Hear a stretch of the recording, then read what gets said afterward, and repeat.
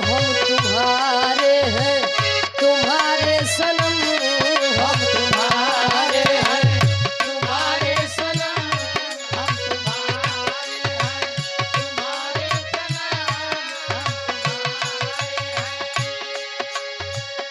जाने मन मोहब्बत की हर कसम की कसम जुदा होंगे हम तुम्हारे हैं तुम्हारे सनम, हम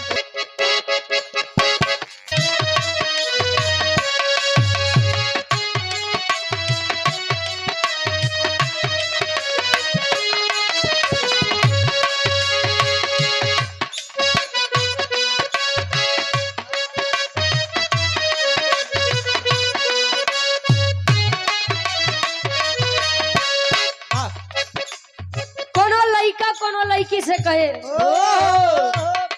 कोनो आशिक अपने मासूका से कहे, वाह कोनो नायक अपने नायिका से कहे। कौन बुढ़वा अपने बुढ़िया से कहे। ओहो हाँ तक का जानो था ये लोग प्रेम नहीं कह रहे हैं का यार, हाँ कहे रहे कैसे खुरपी से निशान लगाए की। वाह खुरपी के निशान काहे बदे लगावे। हाँ कहा जब मैं अच्छा चलिए देखने ये चलिए पछवा बस कर भाई लड़का कहे का कहे, हम तुम्हारे हैं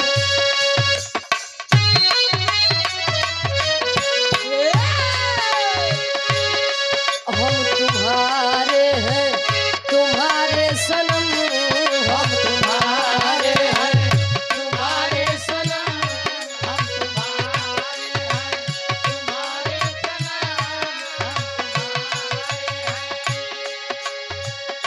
जाने मन मोहब्बत की हर कसम की कसम जुदा होंगे हम तुम्हारे हैं तुम्हारे सनम, हम तुम्हारे हैं तुम्हारे सनम। क्या कहे ये सुहाने पल ये मुलाकात ये सुहाने पल ये मुलाकात, ये सुहाने पल ये मुलाकात, हम न भूलेंगे प्यार की बातें, हम न भूलेंगे प्यार की बातें, हम न भूलेंगे प्यार की बातें। दिन है मुश्किल रात भारी हर घड़ी है बेकरारी, चाहत होगी न कम हम तुम्हारे हैं तुम्हारे सनम, हम तुम्हारे हैं तुम्हारे सनम, हम तुम्हारे हैं तुम्हारे सनम। जाने मन मोहब्बत की हर कसम की कसम जुदा होंगे हम तुम्हारे हैं तुम्हारे सनम, हम तुम्हारे हैं तुम्हारे सनम। जान मन मोहब्बत की हर कसम की कसम जुदा होंगे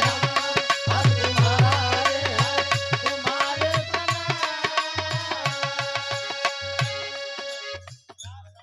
राज साउंड सर्विस मधुबन से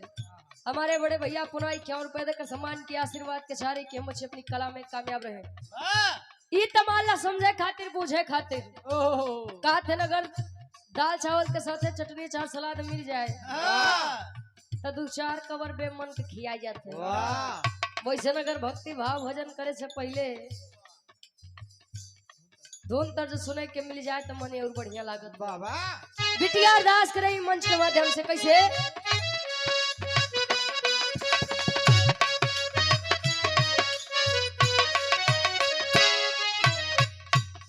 माँ तुम्हारे ही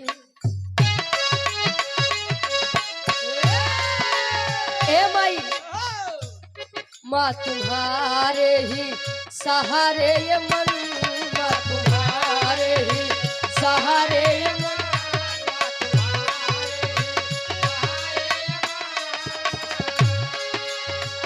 चरणों में समर्पित हूँ लेके श्रद्धा सुमन मैया करी दो रहम माँ तुम्हारे ही सहारे ये मन माँ तुम्हारे ही सहारे ये मन चरणों में समर्पित हूँ लेके श्रद्धा सुमन मैया करी दो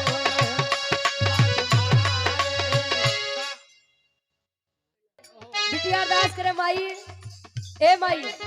तू चाहत गवाई दा तू चाहत नहीं गवावा ये माई विश्वास विश्वास है तो लोग पत्थर में भी भगवान को खोज लिया करते हैं विश्वास नहीं है साक्षात ईश्वर भी हमारे दरवाजे पर आ जाए तो लोग बेइज्जत करके भगा देते हैं हटा देते हैं अंतरा के पहले अंताल में बिटिया दास करे का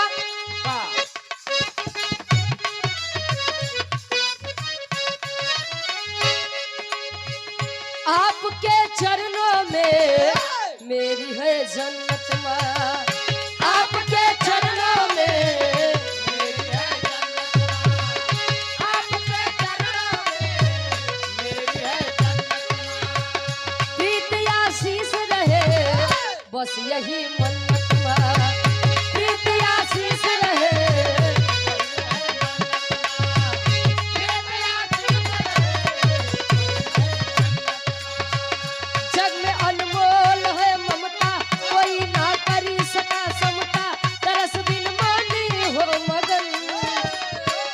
माँ तुम्हारे ही सहारे ये मन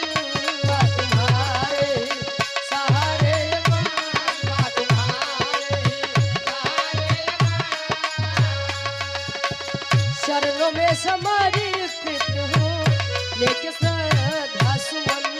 मैया करी दो रहम माँ तुम्हारे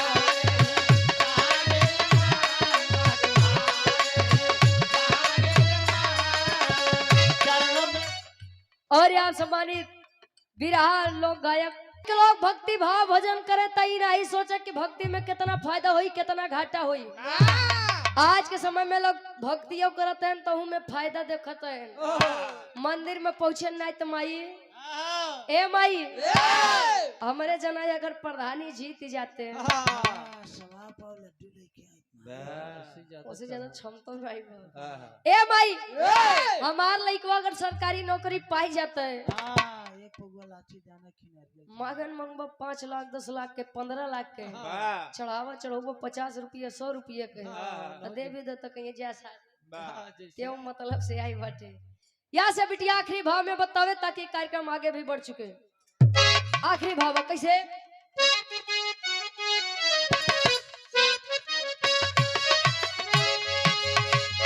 गुरु बिहारी लाल भइल हर्षित गुरु बिहारी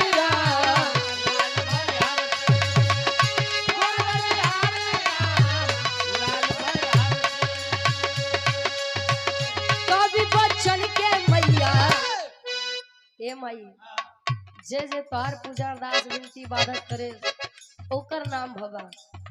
ई से बिटिया अरदास करे कवि चंद्रिका की रचना करती है आकर्षित कवि चंद्रिका की रचना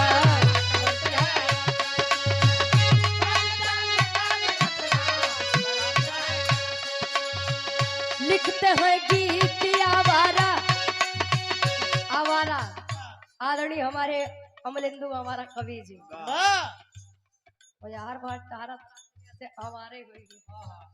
कहे लिखते हैं गीत आवारा याद रुचि के सहारा चलती उनकी कलम माँ तुम्हारे ही अरे माँ तुम्हारे ही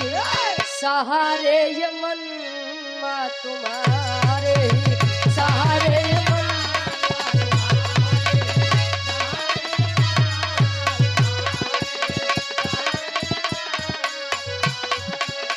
चरणों में समर्पित हूँ